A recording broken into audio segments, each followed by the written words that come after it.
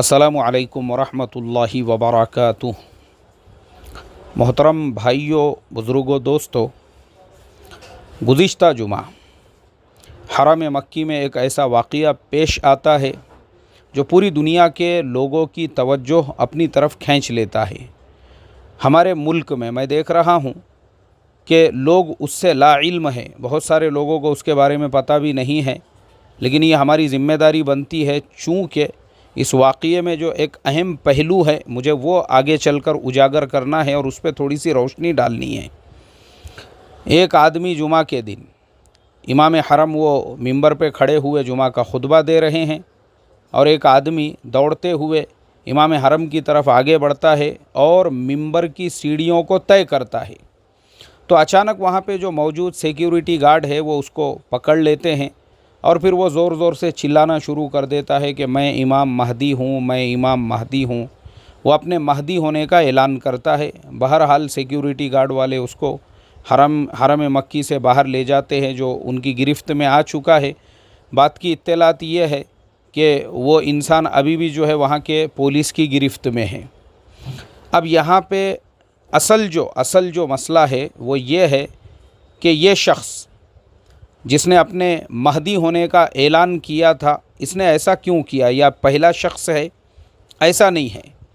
आज से 1 साल पहले ऐसे ही एक आदमी हथियार लेकर हरम मक्की में दाखिल हुआ था। उसने भी इसी तरीक़े का कोई ऐलान किया, उसको भी सिक्योरिटी गार्ड ने अपने काबू में ले लिया। ऐसे ही 2017 में यमन से बाज़ाब्ता मिज़ाइलों के ज़रिए से हरम मक्की को निशाना बनाया गया, लेकिन सऊदी गवर्नमेंट और वहाँ का जो सिक्योरिटी सिस्टम है उन्होंने उसको पूरी तरह से नाकारा कर दिया और उन मिज़ाइलों का रुख पलट दिया, दूसरी तरफ फेर दिया। अब यहाँ पे एक सवाल का मैं ये भी जवाब दे दूँ।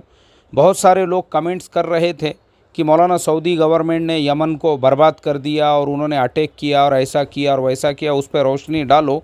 तो अब आप लोग मुझे बताइए कि यमन के हौशी कबीले के जो लोग हैं वो हरम मक्की को नहीं छोड़ रहे हैं, हरम को निशाना बनाया जा रहा है, हरम को टारगेट बना के उन्होंने मिज़ाइल दागे थे। अब सऊदी गवर्नमेंट अगर उनको कुचलने का काम कर रही है तो इसमें गलत क्या है? इसमें सऊदी गवर्नमेंट की गलती कहाँ पर है? तो ये पूरे फैक्ट्स हमको पता होना चाहिए। सिर्फ़ तस्वीर का एक रुख नहीं, सिर्फ़ कहानी का एक पहलू नहीं, दोनों पहलुओं को पता होना चाहिए हमको कि वो हौशी कबीले के लोग इतने ख़तरनाक आधे यमन पे उन्होंने कब्ज़ा करके बैठे हुए हैं। बहरहाल वो हम फिर कभी तफसील के साथ में बयान करेंगे। इसके अलावा भी हम माजी में जाते हैं, माजी में पीछे जाते हैं तो 20 नवंबर 1979 को भी एक आदमी जिसका नाम मोहम्मद इब्न अब्दुल्ला अल कहतानी, उसने पूरे हरम को अपने कब्ज़े में ले लिया। 200 से 250 उसके यानी उसके जो मानने वाले थे और उसकी पूरी अपनी एक फ़ौज थी, उनको सबको लेकर, जिनके पास में ऑटोमेटिकली हथियार थे, पूरे हरम पे कब्ज़ा कर दिया उसने। और हरम पे कब्ज़ा करने के बाद हरम में गोलीबारी हुई, हरम के अंदर जो है अटैक्स हुए, मिज़ाइल दागे गए, हरम का एक बहुत बड़ा हिस्सा जो है उस वक्त में शहीद हो गया। और फिर पाकिस्तान के जो कमांडोज़ है उन्होंने वो जो अब्दुल्ला कहतानी था उसको और उसकी पूरी टीम को जो है काबू में किया। 15 दिनों तक हरम शरीफ के अंदर न नमाज हुई और न ही लोगों को तवाफ़ करने का मौका मिला, इसलिए कि अब्दुल्ला कहतानी के वो कंट्रोल में आ चुका था। अल्लाह हिफाजत फ़रमाए और अल्लाह ताला हरमैन शरीफ़ैन को अपने हिफ्ज़ व अमान में रखे। ये जो बहुत सारे लोग सऊदी गवर्नमेंट के ख़िलाफ़ जो बोलते हैं ना, तो मुझे इसीलिए गुस्सा आता है। पहले मैं भी ऐसी समझता था कि सऊदी गवर्नमेंट बहुत जुल्म कर रही है, लेकिन जब मैंने ये सारी तारीख़ी वाक़ियात मैंने जब पढ़ा कि किस किस तरीक़े से हरम को निशाना बनाया गया और कैसी कैसी साजिशें हुई हरम के ख़िलाफ़, और अल्लाह के नबी सल्लल्लाहु अलैहि वसल्लम के रोज़े के अतराफ़ में जो साजिशें की गई और जो हंगामे किए गए और मस्जिद नबवी में जो हंगामे किए गए, उन सब को काबू कंट्रोल करने के लिए सख्त बनना पड़ा सऊदी गवर्नमेंट को।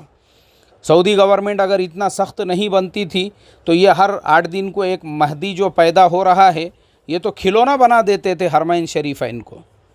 یہ تو کھلونا بنا دیتے تھے، تو یہ بالکل صحیح ہے ان کا، بالکل صحیح ہے۔ سعودی گورنمنٹ کے خلاف جو لوگ بھی بولنے والے ہیں وہ بیچاروں کی اپنی ذاتی دشمنیاں ہیں، ان کے اپنے کچھ ذاتی پرابلمس ہے، وہ بھڑاس نکالنے کے لیے پوری دنیا کے مسلمانوں کو ان کے خلاف کھڑے کرنا، ان کے دشمنوں سے ہاتھ ملانا، تو میں سمجھتا ہوں یہ دانش مندی نہیں ہے، بلکہ کبھی بھی ہم سعودی گورنمنٹ کو ان مسائل کے اندر سپورٹ کریں گے۔ بالکل ان کا جو بھی فیصلہ ہے بالکل صحیح ہے، ان کا جو بھی قانون ہے بالکل صحیح ہے، ان کے ملک میں جو سختی ہے وہ بالکل صحیح ہے، کیونکہ انہی کے ان سختیوں کی وجہ سے اللہ تعالیٰ نے حرمین شریفین کو محفوظ رکھا ہے، ورنہ تو لوگ ان کو کھلونا بنا دیتے تھے۔ ہر 8 دن کو ایک مہدی کھڑا ہو جاتا تھا، جیسے بھارت کے ہر شہر کے اندر، ہر گلی کے اندر، ہر محلے کے اندر مہدی پیدا ہو رہے ہیں، اللہ حفاظت فرمائی۔ تو ایسا کھیل وہاں پہ بھی بن جاتا تھا، لیکن الحمدللہ قابل تعریف ہے ان کا یہ عمل اور ان کی یہ گرفت۔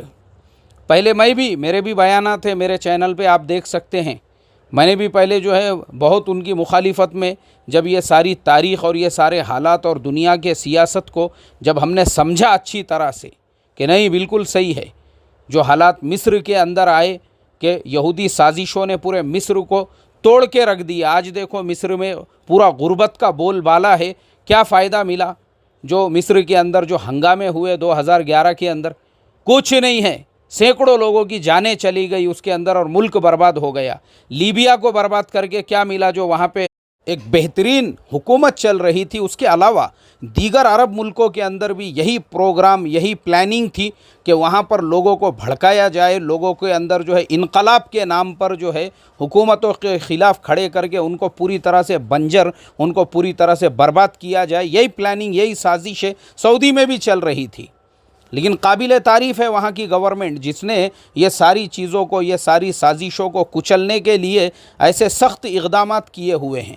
ضروری ہے وہ ملک چلانا ہے ان کو پورا، ضروری ہے ان کی طرف سے یہ جس طرح کی بھی کارروائیاں ہو رہی ہے، تو یہ ہم نے سمجھنا چاہیے، ورنہ یہ ایسے جمعہ ہر جمعے کو پیدا ہونے والے مہدی کھلونا بنا دیتے تھے۔